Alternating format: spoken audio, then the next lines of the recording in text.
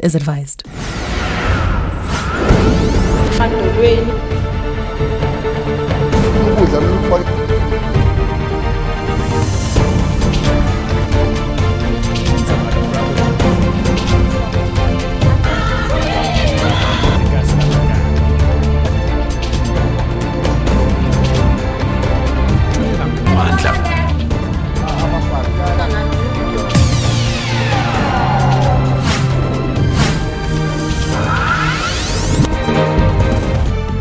Their fathers dead.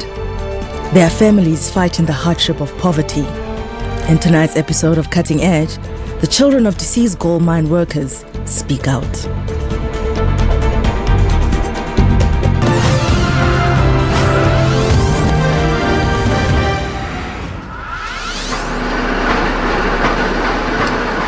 Their fathers died along thousands of other men from an incurable lung disease while working in South Africa's gold mines. I saw how they treated my father and how they ignored him for those long years that he worked for them. But at the end of the day, he turned to be nothing. A landmark High Court ruling last year paved the way for former gold mine workers who contracted silicosis to sue the country's major gold mine companies as a group. I hand down the judgment. But mining companies have appealed this judgment. Meanwhile, parallel to this, crucial negotiations with gold mining companies are urging closer to a financial settlement.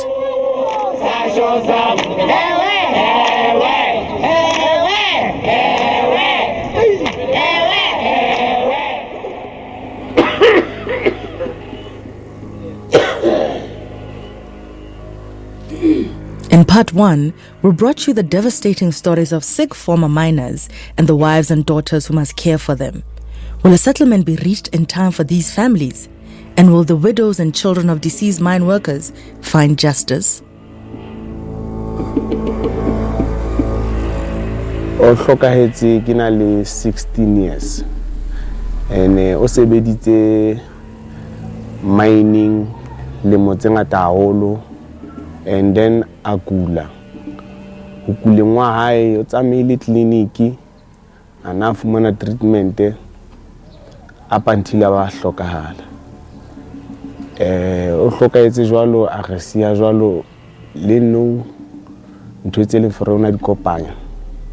Ha ke sa khona ho kopanya ka mokgwa kopanyang ka teng even though ke sebetsa hona mona ana sebetsa teng. So khibile le mathata haholo ka ntate hobane o re sokodisitse o kutsi haholo ene o kutsi jwalo a kutswa ke siki tsa mining ngwana sebetsa teng. So le no raphela mare pele ngwa rona ho sa tshwana le pele ja sebetsa hona mo a sebetsa ana sebetsa teng mara ke sa khona ho itsa ntho tse leng for ka nako ona thusa ka tsona ka tlo ga soko that's it.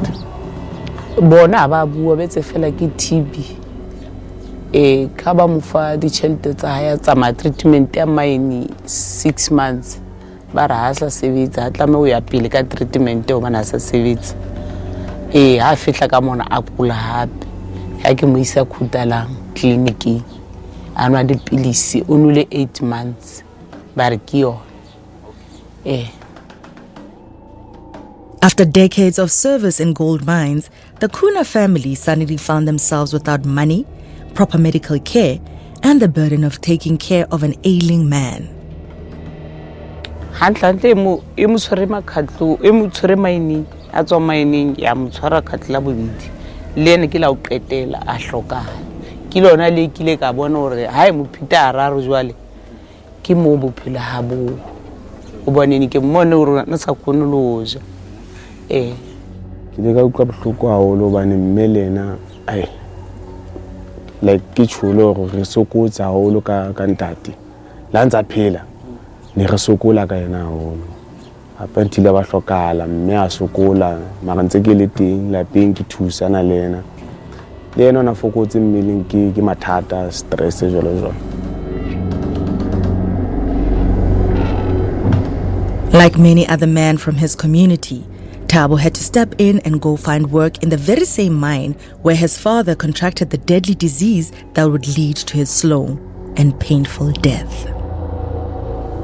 Na ho kwa bonyane ke la ka la etsa hore nka fitlhella bolo ya rene ke la ka tsa ho ba lawyer bo nneteng bophelong. Sekolo ke setlwetse hobane se re sokola lapeng mo ho so sna motho a kgona go thusa ka tlung ho sna ntho e kenang ya hore re ka thusa ka ona lapeng mona ka ke tlama hore ke tlwele sekolo ke tle le nne ke tlo batla mosebetsi hae mona up until ke o fumana ke tshwara ke thusa lapeng mona. The Kuna family meets with Hendrik Mokoena, who was trained as a paralegal by Richard Spoor attorneys, who are leading the class action. He is tasked to assist the plaintiffs in the litigation. Hendrik was also a former gold mine worker who contracted TB underground and is one of the plaintiffs in the landmark case.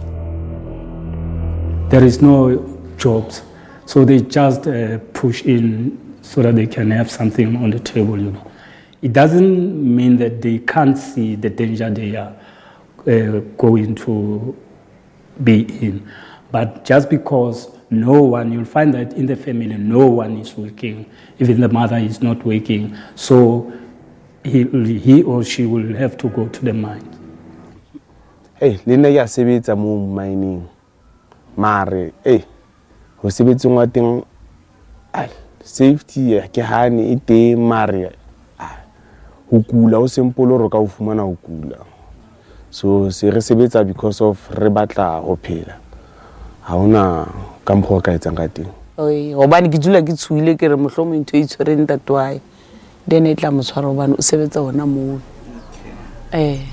Not far from Thabo Kuna, Alice Magala and her sister live in Virginia in the Free State. In the first part of our story on former miners battling silicosis, we told the story of the Magala siblings. Alice's father died of silicosis when she was a student. With no compensation from the mines, the family had no money, and Alice had to drop out of college despite her good marks and a promising future. I was at Welcome College doing business management because I wanted to open one of my business one day. That was my dream, to be someone. But then it all vanished. I remember when my father passed away, Louisa was doing grade 11. My mother only tried to take her to the college to do engineering. But this year she's here, there is no money for her to go back to school and finish her course so that she can get any work, just like me. We dropped out in the middle of nowhere. The mines are cruel, you know, because I have been in many homes of these sick mine workers. And if you came there, you will find that these people, they are struggling a lot. And those who are deceased, you'll find that their children, they can't even go to school now.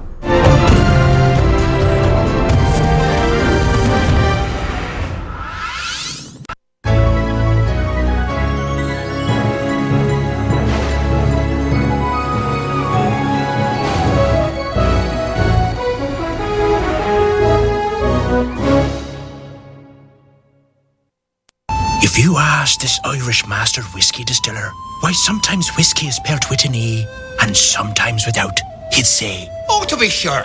You feel so good, look. It's the whole thing. They're back and get off in the whiskey without the E."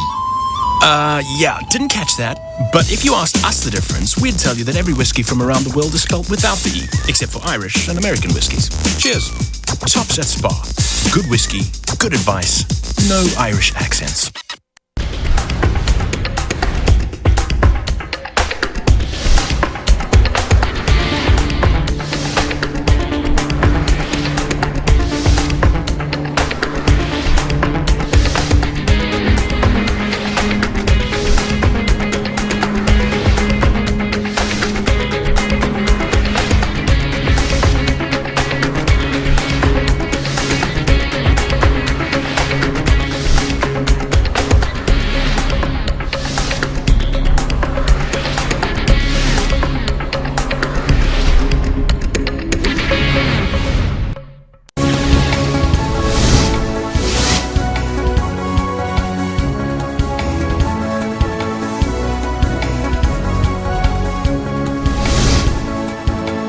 Let's cross over live to Griselda Lewis, who is standing by at the arbitration hearing. But I didn't think about it at the time that people could be dying.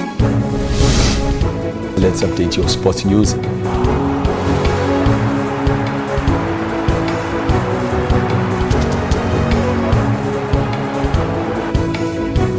Get all the dominating stories locally and globally on Newsroom every Monday to Friday from 9 a.m.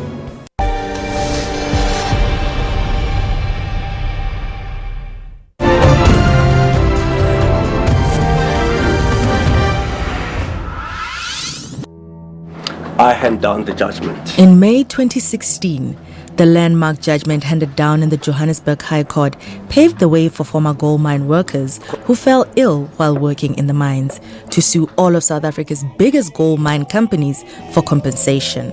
Should litigation go ahead, this historic case could define the country's first ever class suit action where a group of affected individuals could sue essentially an entire industry for compensation. But intensive talks have been taking place parallel to the litigation process and behind closed doors. And in recent reports, mining companies announced that they have estimated figures in their financial reports earmarked for a trust for affected miners. Alan Fines represents 6 of the biggest gold mining companies and says they remain hopeful to reach a settlement out of court. It's difficult to aggregate the amount because each one has accounted for it in a different way, some of them in rands, some of them in US dollars, some on a before-tax basis, some on an after-tax basis, and some on a discounted basis. However, in aggregate, the non-discounted before-tax amount seems to add up to something of the order of 5 billion rands. These are provisions, they're not yet amounts that have been committed to a fund because a settlement has not yet been reached. Georgina Jeffson, who represents Richard Spoor attorneys who have been instrumental in bringing about the class action suit, says an out-of-court settlement could mean faster relief for those former mine workers for whom time is running out. If we can achieve the right settlement, which is in the best interests of the class, then absolutely. You know, it's a difference of potentially starting to compensate mine workers in the next 2 or 3 years, as opposed to having to litigate for the next 2 to 5, 10, possibly 10 years. You know, and at that stage we haven't compensated anyone. So yes, if we can achieve an appropriate settlement, then it is in the interests that we do so sooner rather than later. Any settlement that does take place would not be on the basis of an admission of liability. However, the companies believe, and presumably the claimants and the claimants' representatives similarly believe, that an agreed settlement is a far better outcome for all concerned than litigation that can potentially carry on for a very long time. Exactly how many mine workers were affected is still up for debate. Some estimate it could be as many as 500,000 mine workers, a figure under dispute.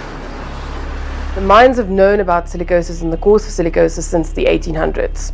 Our class is only from 1965 up to certification, but it means that during that time, the mines did not comply with industry standards for dust control. If you start thinking about all the miners that worked on gold mines from 1965 up to now, we're talking about thousands of miners. The affected miners are not just South African miners. The gold mining industry made use of the migrant working system. So we're talking about miners from Lesotho, from Malawi, from Mozambique, and we really are talking about a lot of people. This is a grand scale. Nyakalong is a small township in Welkom in the Free State that also forms part of the so-called goldfields of South Africa.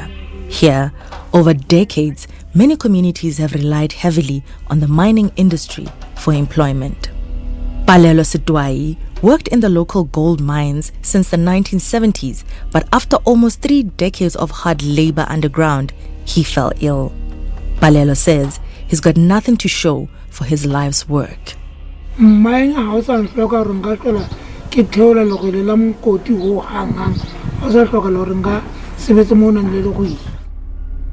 Hendrik Mokoena meets Palelo at his modest house. Balelo is one of the plaintiffs in the landmark silicosis case. He was initially diagnosed with TB, a common misdiagnosis amongst mine workers.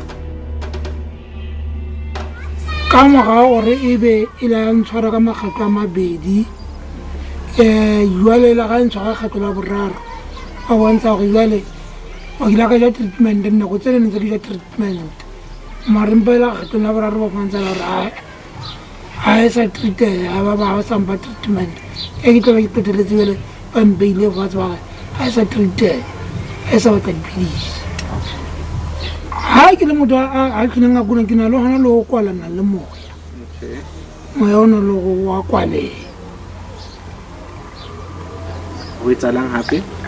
Me, Kuri, give a mutasa on Jante, my old quale, your Mansalor, Kimba, we are more born to one of them, Matadiki, Copanwana, old Mansal, Kikwale Moya. Anele Yawa works with the Treatment Action Campaign, an advocacy group fighting for the poor's rights to proper medical treatment. The organization joined the silicosis class action as friends of the court. As much as the focus was on silicosis on this case, nobody cared to say anything about those who conducted tuberculosis whilst they were working in mines. It is against that background that we as TAC, we felt that it is very much important for us to apply for this case to be admitted as friends of the court, so that we can be able to expose some of the neglect that are being caused by these mining companies not to adhere to occupational health and safety standards. Mining companies currently remain mum on whether negotiations for an out-of-court financial settlement also include former gold mine workers who contracted TB. The negotiations that are taking place are unfortunately taking place under conditions of confidentiality, so we can't go into that detail at this stage, but you are correct to say that it was a matter that was raised in the initial court proceedings in the High Court and was dealt with in the judgment that was delivered by the High Court. What we're talking about in this case, we're talking about justice for all, so that each and every individual can feel that sense of his dignity being recognized by the system.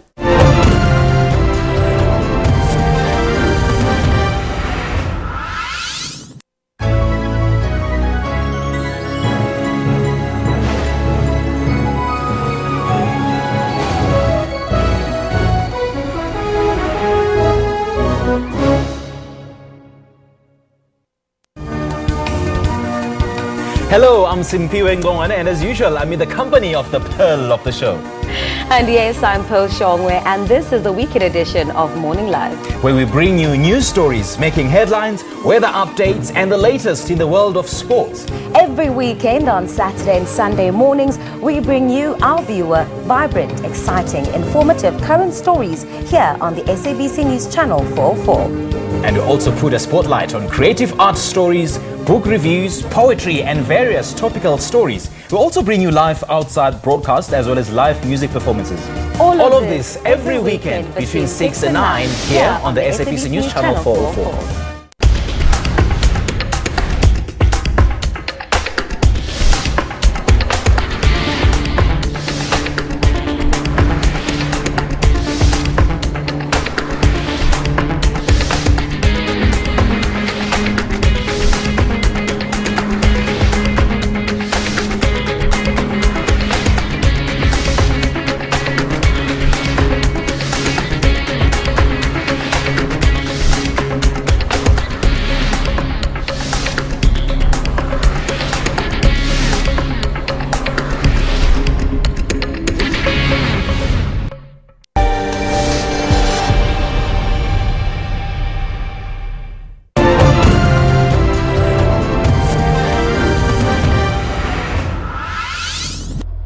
The Tulos go through their daily ritual of getting medicine ready for Tsidiso.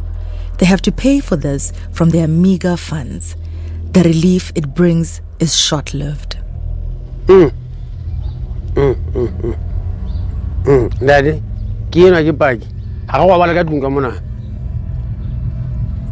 ya go ke gohlela go ke tsuwe beteng ke dule fase ke a kwalela kwalea ka sefingwa ke gohlela busuka go fela ntse ke gohlela ma hone ka go a ke gohlela ona le mohotlwa mo go tla mona ka ona le maqeba ka mona ka mona. Hey, ntho e utlwisa bohloko haholo, especially ha ntate a sa sebetse ona le bana. Ile a nkutlwisa bohloko ho le nna ke le ka iphumana ke tlameha hore o be di treatment e ke enwang ya high blood. Nna hene se ke akgetse thaolo. Ke se ke bona hore ho bima fela he o bane modimo ke modimo a sa hloleheng. Ka benyane ntse ke misa udimo le tlase he di docteng a kena tšhelete ana go ngofumana hore ke thuswa ha rona ke thusa ke bana ba rona hore a fumane ho ya ngakeng. Silicosis ba mpoleletse yona ka 2006 ntse ke le mosebetsing. Then but before 2006 esentse ke gohlela ke ikutlwa hore ke mona ka sefuweng. But bona ba mpoleletse ka 2006 ka ba ka fumana treatment ya dipidisi ya 6 months ka fuwa dipidisi e baneng ga ona change e banteng ka fuwa injection ya 8 months le dipidisi ke hlabuwa letsatsi le letsatsi apa fitlhella ba re ke na le TB straight ke na le TB ka be ke iswa Oppenheimer ba ntwetsa straight gore e o tshwere ba ne ntse ke ja treatment o tlwa kana go eno ntse ke ja treatment go fitlhela ba gonna ai e ka go re iphekosi o tlwa mo ke lo re bampa certificate sa TB. Health experts say it's not uncommon to misdiagnose silicosis or diagnose it late because symptoms are initially similar to other lung diseases like asthma and TB. Because of the latency in the development of the illness, minors could die never being diagnosed. Julian Mtombeni is a lecturer in the Department of Biochemical Technology at the University of Johannesburg. She recently published her research findings into a serious decline in the amount of autopsies of deceased minors to determine if they had silicosis. This, she says, is a crucial part to enable families to claim for damages under the Occupational Diseases in Mine Workers Act. The diseases may not be picked up when the person is still alive, but when the person is dead, in an autopsy you get to open up and actually see with your own eyes the organs and be able to take pieces of those organs and look under the microscope and see if the disease is there or not. So if the autopsy is not done and the disease was not picked up yet, not probably because the minor doesn't have a disease, but probably because it's still too early to tell, then you can miss it. Shockingly, the study also found that the lack of awareness around the family's rights to request an autopsy was just as high among the healthcare workers at mining hospitals. I expected that in the mine hospitals, that's where they would know more about this act. But I was really surprised to find that really it's not everybody who knows. Even the doctors, they were questioning quite a number of things. Even the act itself, they were questioning it. So the public hospitals, I take that it's even lower. As negotiations between plaintiffs in the silicosis case and the mining companies reach a crucial stage, these companies remain tight-lipped on whether the transmissibility of damages to affected families will form part of a potential settlement. And that's a very fair question to ask, but the answer, unfortunately, is covered by the confidentiality provisions of the talks that are currently going on. Many former miners have already died or face increasingly ill health, and stakeholders believe an out-of-court settlement could bring relief sooner to these families than a lengthy litigation process. If we can achieve the right settlement, which is in the best interests of the class, starting to compensate mine workers in the next 2 or 3 years, as opposed to having to litigate for the next 2 to 5, 10, possibly 10 years, and at that stage we haven't compensated anyone. So yes, if we can achieve an appropriate settlement, then it is in the interests that we do so sooner rather than later.